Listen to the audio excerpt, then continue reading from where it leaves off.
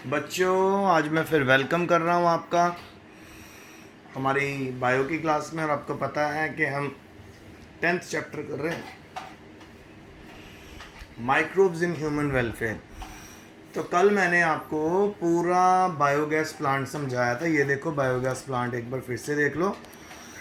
क्या था, 10 से 12 फुट का हम लोगों ने कुआं खोदना है, ठीक है।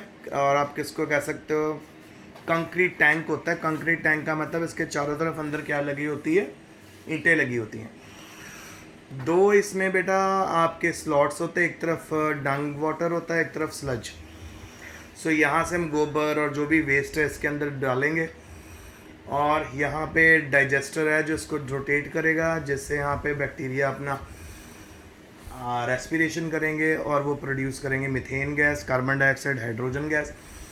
क्योंकि ये मूवेबल आपका बायोगैस प्लांट है, तो इसका ऊपर वाला जो लिड है वो मूव हो सकता है। जैसे जैसे गैस भरती जाएगी ये ऊपर की तरफ उड़ता जाएगा। और यहाँ पे आप देख सकते हो कि आपके पास नॉब है जिससे हम गैस के फ्लो को कंट्रोल करते हैं। और जो सारा वेस्ट है वो यहाँ इकट्ठा हो जाता है, स्लज, और इसको हम ग्रीन मैन्यूअर की फॉर्म में अपने ग्राउंड में, धरती में फसलों के साथ यूज़ कर सकते हैं। चलिए आज का क्वेश्चन आ गया। How can pollution be controlled in domestic sewage. Domestic sewage के पोल्यूशन को कैसे कंट्रोल कर सकते हैं।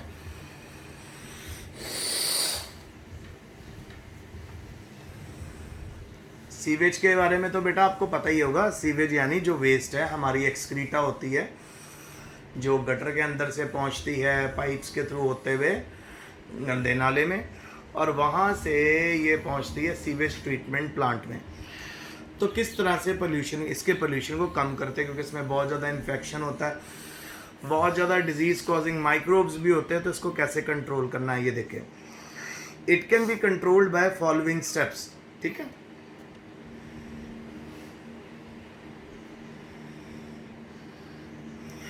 It can be controlled by following steps before passing through the effluent treatment plant। तो ट्रीटमेंट प्लांट में डालने से पहले सबसे पहले हम इसको देंगे प्राइमरी ट्रीटमेंट।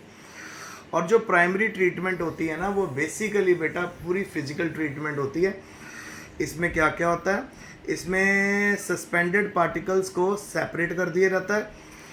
सीवेज को यहाँ सेडिमेंटेशन प्रोसेस से गुजारा जाता है, उसको थोड़ी देर खड़ा रहने देते हैं ताकि हैवी पार्टिकल्स उसके नीचे आ जाएं और लाइटर पार्टिकल ऊपर आ जाए। फिर फ्लोटेशन प्रोसेस यूज़ किया जाता है, जो लाइटर होते हैं उनको सरफेस के ऊपर से रिमूव कर लेते हैं।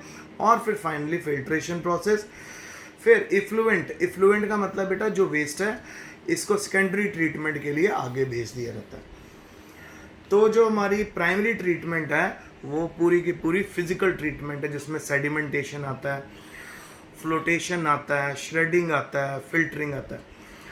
अब सेकेंडरी ट्रीटमेंट देखो, इसमें जी trickling filter method and activity sludge method आता है।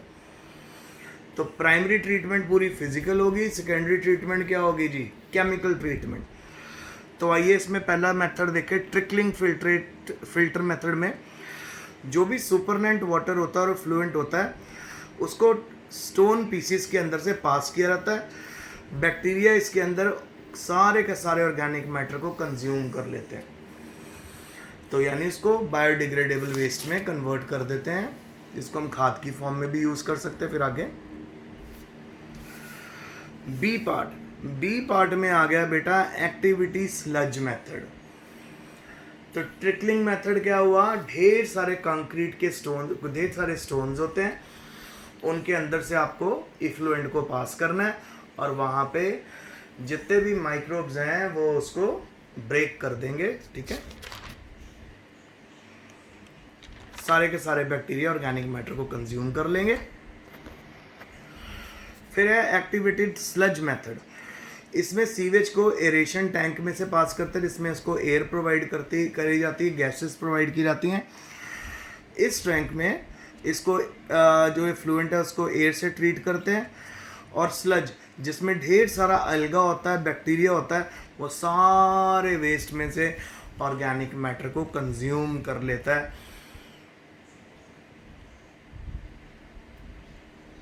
उसको डाइजेस्ट कर लेता है।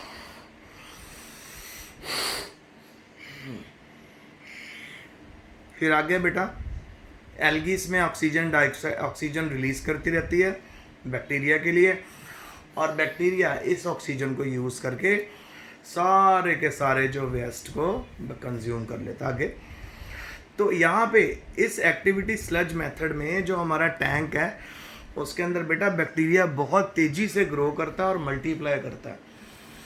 क्यों तेज़ी से ग्रो करता मल्टीप्लाई करता बेटा? उसको कितना ढेर सारा ऑर्गेनिक वेस्ट मिला हुआ है एज अ फूड, गैस उसको मिल रही है, एयर उसको मिल रही है, तो बहुत ज़्यादा मल्टीप्लाई करता है और ग्रो करता है। उसके बाद ये bacteria major part organic matter का कंज्यूम कर लेते हैं, फ्लूइड का।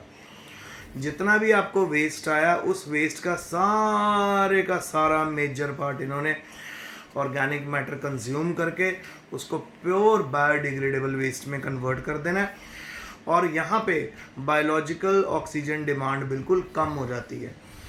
बायोलॉजिकल ऑक्सीजन डिमांड कब ज़्यादा होती है? बायोलॉजिकल ऑक्सीजन डिमांड तब ज़्यादा होती है जब हमारा पोल्यूशन ज़्यादा हो हमारे वेस्ट में। अब यहाँ पे तो बेटा सारे का सारा ऑर्गेनिक मैटर जो वेस्ट है हमारा, स्लज वगैरह जो भी सीवेज का वेस्ट है, उस ऑर्गेनिक मैटर को छोड़ो मामा वहाँ तक। अब बस जल्दी कर लो फिर छोड़ दूँगा। बिट्टू को करने लगे तो बिट्टू तो कब का चला गया। तो जो यहाँ पे बेटा हमारा ऑर्गेनिक मैटर है, ये ऑर्गेनिक मैटर जो होता है इसको पूरी की पूरी तरह जो फ्लूएंट का ऑर्गेनिक मैटर है उसको डाइजेस्ट कर लिया जाता है, कंज्यूम कर लिया जाता है। तो क्योंकि हम ऑर्गेनिक मैटर सारा वेस्ट ही कंज्यूम हो गया, पोल्यूशन ही नहीं रहा, तो बायोलॉजिकल ऑक्सीजन डिमांड भी क्या हो जाती है? बिल्कुल रिड्यूस हो जाती है, बिल्कुल कम हो जाती है। फिर हमारे पास यहाँ पे है जी क्या सिग्निफिकेंस होता है बीओडी टेस्ट का, बायोकेमिकल ऑक्सीजन या बायोलॉजिकल ऑक्सीजन डिमांड का टेस्ट का सिग्निफिकेंस क्या है? देखो जी, जब सीवेज वाटर को आप ट्रीट करते हो ना एयर से, तो बायोलॉजिकल ऑक्सीजन डिमांड कम हो जाती है। जितनी ज़्यादा बायोकेमिकल ऑक्सीजन डिमांड होगी उतना ज़्यादा पोल्यूटिंग पोटेंशियल होगा, उतना ज़्यादा पोल्यूशन होगा। अच्छा, अब अगर जो बायोकेमिकल या बायोलॉजिकल ऑक्सीजन डिमांड को देखें सीवेज वाटर में और देखें इज़ हाईली रिड्यूस, तो एफ्लुएंट जब ये सारे का सारा एफ्लुएंट के अंदर से यानी हम लोगों ने पॉइजनस सब्सटेंस ख़त्म कर लिया, फिर इस एफ्लुएंट को पास कर दिया जाता है सेटलिंग टैंक में, जहाँ इसके ऊपर बैक्टीरिया सेडिमेंटेट करते हैं। ठीक है, this sedimentation is called activated sludge. अब some part of it is passed into aeration tank to serve as inoculum. तो बेटा प्राइमरी ट्रीटमेंट पूरी फिजिकल होगी, केमिकल ट्रीटमेंट में क्या हुआ? जितने भी बैक्टीरिया हैं उनकी वहाँ पे एयर दी गई, और एयर की मदद से पूरे का पूरा जो हमारा सीवेज का वेस्ट है, वो जो इफ्लुएंट है, उसका जो मेजर पार्ट है ऑर्गेनिक मैटर, वो कंज्यूम कर लिया गया, डाइजेस्ट कर लिया गया, और फाइनली उसके बाद क्या होगा? ये इनोक्यूलम का काम करता है। अच्छा, अब एनारोबिक स्लज डाइजेस्टर भी होता है जहाँ पे एनारोबिक बैक्टीरिया होंगे। अब जितना तो जी एरोबिक बैक्टीरिया ने अपना काम करना था कर दिया, जो बचा हुआ वेस्ट है उसकी रिमेनिंग एक्टिविटी कौन करता है? उसको एनारोबिक स्लज के अंदर से पास करते हैं, जहाँ पे एनारोबिक बैक्टीरिया क्या करते हैं? ऑक्सीजन की एब्सेंस में एनारोबिक रेस्पिरेशन करते हैं, और यहाँ पे बैक्टीरिया भी है, फंगस भी है, स्लज भी है, और फाइनली ये सारे के सारे प्रोडक्ट को डाइजेस्ट कर लेते हैं, उसको किस में कन्वर्ट कर लेते हैं? बायोगैस। और बायोगैस तो अब बच्चों को पता ही है, मीथेन, हाइड्रोजन सल्फाइड और कार्बन डाइऑक्साइड मिलके बायोगैस बनाते हैं, और हाइड्रोजन गैस भी होती है। फिर उसके बाद जो फ्लूएंट आपका बच गया, इसको क्लोरीनेट किया जाता है ताकि इसके अंदर से बिल्कुल भी कोई भी पोल्यूशन ना बचे, और फाइनली इसको हम रिवर और स्ट्रीम्स में रिलीज़ कर देते हैं, क्योंकि ये तो वेस्ट अब रहा ही नहीं, ऑर्गेनिक मैटर है। तो इसको रिवर के जो प्लांट्स होते हैं और जो पानी में पाए जाने वाले एनिमल्स होते हैं, फिशेस होगी, क्रैब्स होगे, वो सब इसको एज अ फूड यूज़ कर लेते हैं। फिर हम थर्ड ट्रीटमेंट पे पहुंच गए जी। थर्ड है जी टर्शरी ट्रीटमेंट। प्राइमरी होगी, सेकेंडरी होगी, टर्शरी। टर्शरी में नाइट्रेट्स और phosphates and turbidity due to, अच्छा, in this treatment nitrates and phosphates are turbidity due to their presence is remove. तो सिंपल, इस ट्रीटमेंट में नाइट्रेट और फॉस्फेट निकाल दिए जाते हैं जो हमारे स्लज को पोल्यूटेड कर रहे थे। आप टॉक्सिक कर रहे थे, तो इनको जब निकाल लिया, the waste matter is chemically oxidise, इसको केमिकली ऑक्सीडाइज किया जाता है केमिकल्स की मदद से। और ऑक्सीडाइजिंग एजेंट यहाँ पे स्ट्रॉन्ग यूज होते हैं, जैसे chlorine, perchlorate salt, O3 gas और अल्ट्रावायलेट रेडिएशन की मदद से। इस ट्रीटमेंट के बाद water is mix with natural wet water और यूज्ड फॉर इरिगेशन। इस ट्रीटमेंट के बाद जो हमें पानी मिलता है, उस पानी को हम नेचुरल पानी की तरह यूज़ करते हैं उसमें मिक्स करके, और इसको इरिगेशन के लिए यूज़ करते हैं। इरिगेशन तो आपको पता ही होगा, प्लांट्स को जो हम पानी देते हैं, खेतों में जो हम पानी लगाते हैं।